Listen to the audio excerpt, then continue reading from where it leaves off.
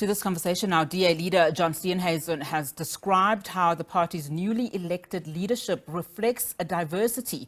It follows the DA's two-day federal congress in Midrand, Johannesburg, where Steenhuisen was re-elected for a second term as a party leader. He beat Johannesburg Councillor and former Executive Mayor Dr Mpho Phalatse in the leadership race. Steenhuisen says both the delegates and those elected represent diversity. Now, let's discuss this further. We are now joined via Zoom by political analyst Dr Levy Ndou. Dr. Ndou, thank you so much for your time this afternoon. Before we start talking about, the diversity and the statements made by Steenhuisen, let's talk about the fact that his re-election didn't really come as a surprise.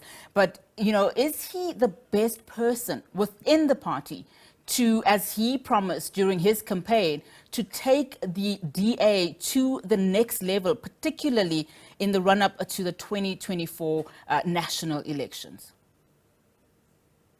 Good afternoon, Unati. Good afternoon to the viewers at home.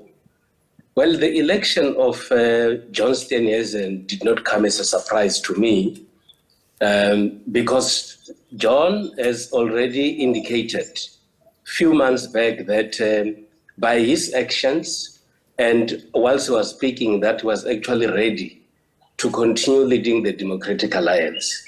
He is one person who appears to be full of energy, one person who has got the support broadly of the branches of the Democratic Alliance throughout South Africa, and he appears to be one person who has got a much deeper understanding of what the DA stands for and where the DA would love to go. And that is why, in my view, he started this campaign much earlier, and his re-election did not come as a surprise at all, because he is one person who appears to have had a plan for the Democratic Alliance. And what is left for us to see is how this plan has to unfold and make the Democratic Alliance much bigger and more relevant. Now, of course, let's talk about, some of his utterances. He's described how the party's newly elected leadership reflects diversity. Does it really? I mean, especially given how unclear most of the DA's policies are to its own electorate, including their non-racial position. In the context of the Democratic Alliance, the new leadership of the DA would reflect diversity. And that should be the understanding that the DA has based on its history.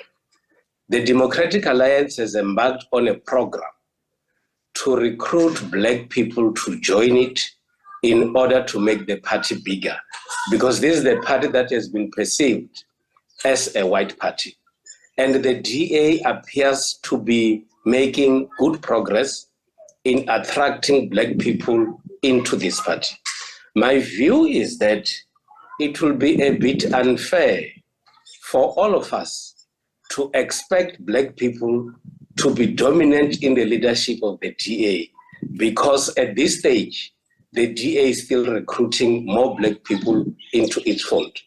At the same time, it will also be quite ambitious for Black people who have just been recruited to join the party to be the dominant actors in the leadership of the Democratic Alliance. And my view is that as time moves, we might therefore still start to see more people coming in to join the Democratic Alliance. If we look at the DA and other political parties, you'd agree with me that indeed there is quite diversity, which represents what actually happened in the past before 1994.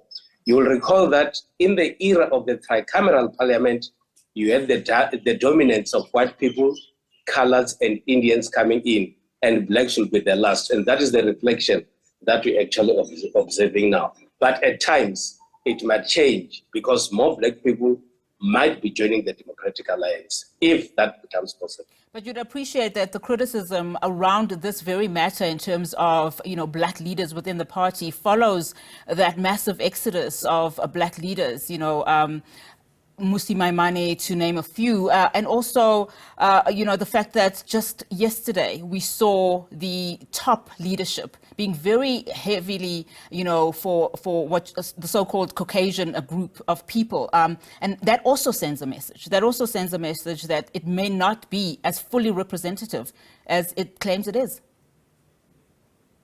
As the Democratic Alliance, in my view, approaches the 2024 elections, there will always be asked the question that says, why have you lost a lot of prominent black people? With the inclusion of Maimane, Herman Mashaba, Phumzile Van Damme, Baloyi, and many others. And that is the question that the Democratic Alliance should always be prepared to answer. And remember, the views expressed by those who have left the DA are not very good, because they talk about matters relating to unfair treatment and some elements of racism. So one would expect the DA to be well prepared to answer these kind of questions, because when the announcement was made, what quickly came onto my mind was the statements by Herman Mashaba, was the statements by Mmusi Maimane when they left the party. And that is one area, in my view, that the DA would have answers to provide to the electorate as they approach 2024. Before obviously declaring and revealing that the DA will form a moonshot pact with other political parties, for the 2024 election, he also declared Julius Malema, the EFF president, to be a political enemy number one for the Democratic Alliance. How do you think, those words will go down, not only to the EFF, but also to the very political parties that he will be approaching to form this moonshot pact? Well, I think it has got advantages and disadvantages. The first advantage for me is that these statements have got an element of interest aggregation, in the sense that with these statements, it will make South Africans to want to actively participate in the elections. Whether that will be for the benefit of the DA or other political parties, it's a matter that we still have to wait and see. But with these kind of statements, it takes us to the mood of the elections, and those that have not registered might stand up to go and register for the DA or other political party. Number two, which for me it's a negative, is that South Africa has a very bad history of political violence. When you make a declaration of enmity, you don't know how other people are going to respond to that kind of statements. They might respond softly, or they might respond very harshly. So these are, in my view, these are kind of statements that we need to avoid making, especially when we're political leaders, because they have a potential to create unnecessary political tensions and, to the West, violence. And that is some of the statements, in my view, that political leaders should avoid making.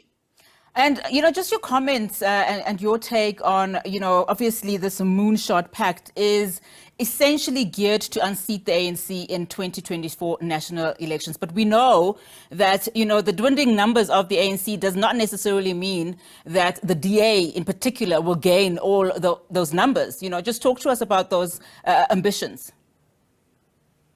Well, it is an acknowledgement, in my view, on the part of the DA that they cannot win the elections on their own, and they would love to get the assistance from other political parties.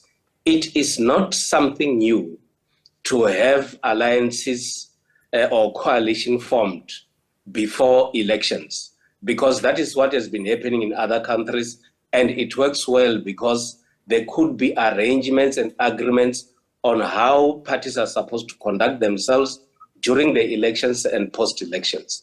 My sense is that it can work only if other political parties are prepared to surrender their identities, to surrender their ideologies, and allow themselves to be put on the back of the Democratic Alliance and cross the river towards the elections. Another area that we need to look at will be that it has a potential also to swallow other political parties, destroy them, because their identity will be lost and there'll be no other reason to exist. Another question that we need to look at would be the manner in which these coalitions would therefore be managed. The DA is being accused of not managing coalitions properly. Hence, we've got many situations in the metros in South Africa where the Democratic Alliance is in charge. Maybe this time the DA might have learned a lesson and they might then be able to do things in the right manner. Dr. Ndou, thank you so much for your time. Always appreciate your analysis. Dr. Levy Ndou, they're just weighing in on the DA's Federal Congress that was held over the weekend.